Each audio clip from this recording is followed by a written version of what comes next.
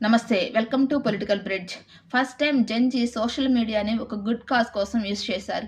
Save Aravalli పేరుతో ఒక నినాదాన్ని తీసుకొచ్చి దేశవ్యాప్తంగా పర్యావరణవేత్తలు ఒక కదలిక తీసుకొచ్చారు ప్రజల్లో కూడా. ఇప్పుడు కేంద్ర ప్రభుత్వం తీసుకున్న నిర్ణయాన్ని వెనక్కి తీసుకునేలాగా చేశారు.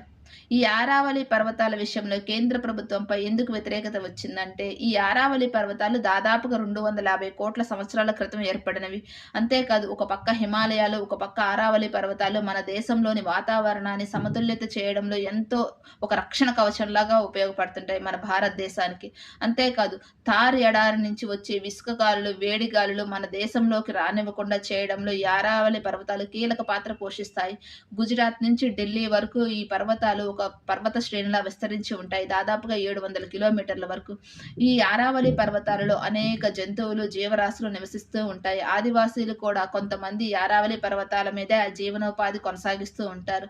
ఇప్పుడు కేంద్ర ప్రభుత్వము కొత్తగా తీసుకువచ్చిన జీవో ప్రకారం ఆరావళి పర్వతాలలో 100 మీటర్స్ కంటే తక్కువ ఎత్తులో ఉన్న పర్వతాలని పర్వతంగా భావించాల్సిన అవసరం లేదు. అక్కడ మైనింగ్ చేసుకోవచ్చని పర్మిషన్ ఇచ్చింది. ఈ కేంద్ర ప్రభుత్వం తీసుకున్న నిర్ణయాన్ని దేశవ్యాప్తంగా పర్యావరణవేత్తలు హర్యానా, రాజస్థాన్, ఢిల్లీలో ఉండే ప్రజలు తీవ్రంగా వ్యతిరేకించారు. ఎందుకంటే దాదాపుగా 90% పర్వతాలు 100 మీటర్స్ కంటే తక్కువ ఎత్తులోనే ఉన్నాయి. ఇప్పుడు అక్కడ మైనింగ్ చేయడం వల్ల ఆ పర్వతాలన్నీ నాశనం అయిపోతాయి. అంతేకాదు థార్ ఎడారి నుంచి వచ్చే ఇసుక గాలులు వలన భవిష్యత్తులో ఢిల్లీ ఎడారి ప్రాంతంగా మిగిలిన ఆశ్చర్యపోవాల్సిన అవసరం లేదు. ఎందుకంటే ఇప్పటికే ఢిల్లీ పొల్యూషన్‌తో ఎంత ఇబ్బంది పడుతుందో మనం చూస్తూనే ఉన్నాం. ఇప్పుడు కేంద్ర ప్రభుత్వం కూడా ఆ నిర్ణయాన్ని వెనక్కి తీసుకుంది. ఆరావళి పర్వతాల్లో ఎటువంటి మైనింగ్ చెయ్యము అని ప్రకటించింది కూడా. నిజంగా జెన్‌జీ ఈ విషయంలో మెచ్చుకోవాలి.